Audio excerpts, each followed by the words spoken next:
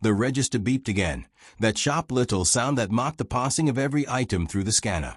It was a kind of noise you stop hearing after months of working under fluorescent lights, but that night, it felt loudest somehow, echoing in my skull with every loaf of bread, every jug of milk, every box of cereal. The line stretched long, filled with faces that looked just as tired as mine. It was near closing, and everyone wanted to get home. Then she stepped forward. A young woman, hair pulled back in a messy knot, dark circles under her eyes like she hadn't slept in days. She balanced a little boy on one hip while trying to place a small basket of groceries on the conveyor with her free hand. There wasn't much in it: bread, milk, eggs, a pack of noodles. Essentials.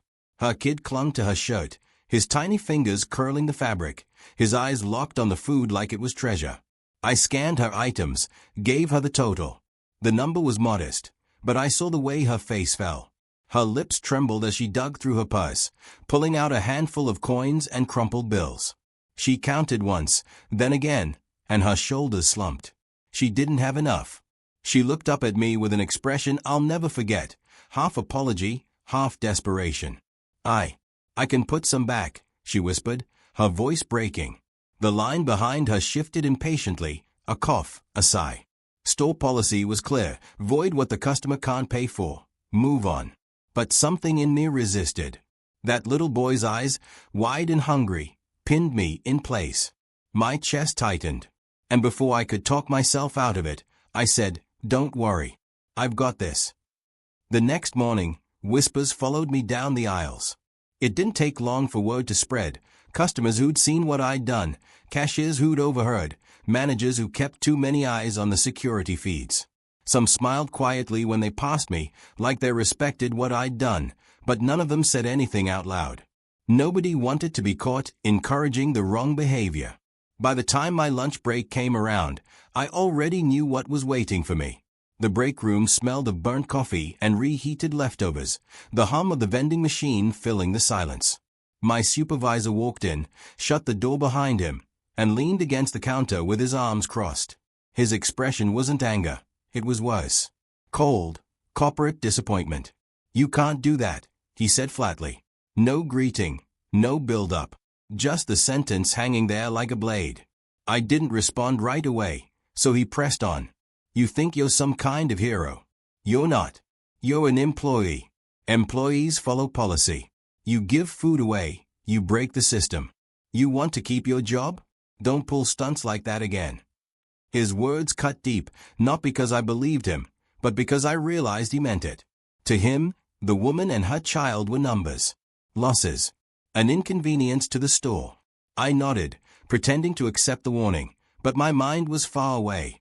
I kept seeing the boy's face as he clutched that loaf of bread like it was gold. I kept hearing the mother's whispered thank you. That night, walking home under dim streetlights, I couldn't shake the weight of it. One small act of kindness shouldn't feel like rebellion. And yet, somehow, it did. Something had shifted, and I felt it in my bones. The night air was heavy with the smell of asphalt and exhaust as I pushed the store doors closed behind me. My shift had ended late, and the parking lot was nearly empty, lit only by the flicker of old lamps buzzing with moths. I pulled my jacket tighter and started across the cracked pavement toward home when I noticed him. At first, I thought he was just another customer lingering, but there was something off. He stood perfectly still near the far corner of the lot, hands clasped behind his back like a soldier at parade rest. His suit looked sharp, pressed, too clean for this part of town, and when he moved toward me, there was a strange grace in his steps, like he didn't quite belong to the same gravity as the rest of us. "You gave food to the woman," he said.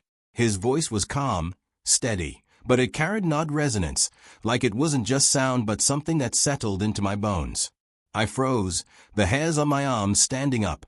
So what if I did? His eyes met mine, and I realized they weren't normal. Too bright, too focused, the kind of gaze that stripped you bare. He nodded slowly, as though confirming something. "You've been noticed." My throat went dry. Noticed by who? That's when the air behind him began to ripple. At first I thought it was a trick of the light, heat waves rising off asphalt. But it grew, widening, bending the space itself until a shape emerged, a sleek, metallic craft that shimmered like liquid silver, hovering just inches above the ground without a sound. I stumbled back, heart pounding. He didn't flinch. Instead, he gestured toward the impossible ship. "It's time you saw what comes next." The interior of the craft was nothing like the cold, metallic corridors I'd always imagined from science fiction. It was smooth, seamless, almost alive, with walls that pulsed faintly like veins carrying light instead of blood. I sat stiffly in a chair that seemed to mold itself to my shape, while the man, no, the being, watched me with those sharp, unblinking eyes. "You're wondering why you're here," he said, though it wasn't really a question. His voice seemed to bypass my ears and settle straight into my head. "We've been watching your world for some time." I swallowed hard.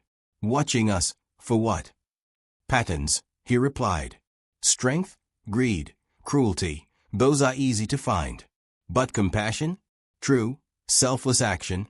That is rarer. It reveals more about a species than any weapon or crown." He leaned forward slightly, and I noticed how flawless his skin looked, as if it had never known age or imperfection. "When you gave food to that woman, you altered the trajectory of your people." I almost laughed at the absurdity. All I did was pay for groceries. To you, perhaps. To us, it was a signal. We placed trials, small ones, hidden in plain sight, to measure the hearts of those we observe. Many fail. You did not. I stared at him, struggling to comprehend. "So, what happens now?" His lips curved into something like a smile, though it carried no warmth. "Now, you choose. You can return to your routine, scanning items under flickering lights, ignoring the hunger around you. Or you can step beyond, join us, and see if your compassion can hold under trials far greater than a checkout counter." The walls pulsed brighter, as if waiting for my answer. My chest tightened. Everything in my life suddenly felt small compared to this moment. I sat there, staring at the being across from me, my palms damp against the armrests of the living chair. His words echoed in my skull, louder than the faint hum of the ship. Asterisk, you can return, or you can step beyond that asterisk. The choice sounded simple, but the weight of it pressed down like a mountain. My life back on Earth flashed in fragments, endless shifts at the register, a paycheck that barely covered rent, the stale smell of the break room, the manager's cold glare. A cycle that promised nothing but more of the same. Was that really a life worth clinging to? But leaving meant stepping into the unknown. I didn't know who these beings were, what they truly wanted, or if I'd ever see my city, my world, again. A part of me was terrified. Another part felt like it had been waiting for this moment all along. I thought of her, the mother, clutching her child as if he might vanish if she loosened her grip. The way the boy's eyes lit up at something as simple as a loaf of bread. That memory refused to fade, even now. It was more than pity. It was a reminder of what humanity fights for every day, through hunger, through poverty, through cruelty that often comes not from malice, but indifference. Maybe that was why they'd chosen me, though I couldn't yet admit it aloud. Maybe compassion was the only thing I'd ever been good at. I met the being's gaze and found my voice. If there's a chance I can make a difference, I'll go. The walls pulsed brighter, as if the ship itself acknowledged my choice. The being nodded once, a slow, deliberate gesture. Then your real trial begins. I expected to be taken somewhere gleaming, advanced, maybe even utopian. Instead, when the shimmer of light around me faded, I was standing on cracked ground beneath a red, dust-choked sky. The air was dry and bitter, carrying the faint smell of smoke. Around me stretched the ruins of what must once have been a settlement, shattered buildings, twisted metal, scraps of what looked like market stalls scattered across the dirt. Figures emerged from the shadows. Not human, but not so different either, tall, thin, with skin marked by strange patterns like burn scars. Their eyes followed me warily, some filled with suspicion, others with a hollow kind of resignation. Families huddled together in corners, children clutching at their parents, their faces gaunt. Hunger and fear were everywhere. For a moment, I froze. I had nothing to offer. No food, no tools, not even words they could understand. But then I saw a child stumble, too weak to stand, and something inside me refused to do nothing. I moved toward them, hands raised to show I meant no harm. A few backed away, But others lingered, watching. I picked up scraps of broken wood, fashioned them into something resembling a shelter against the sharp wind. I offered water from the canister I carried, giving it first to the smallest, though my own throat burned with thirst. Slowly, hesitation softened into trust. A mother joined me, then a father, then more.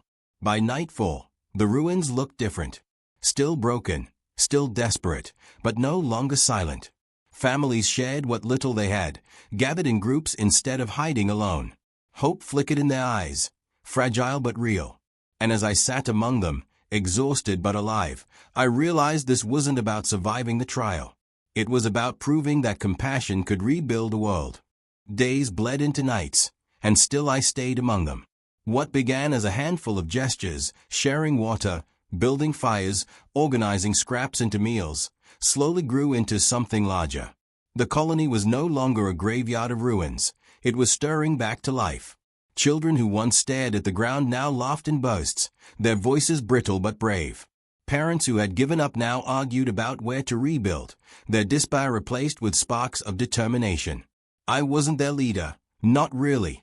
I was just the first one to refuse despair, and that refusal spread like flame through dry brush.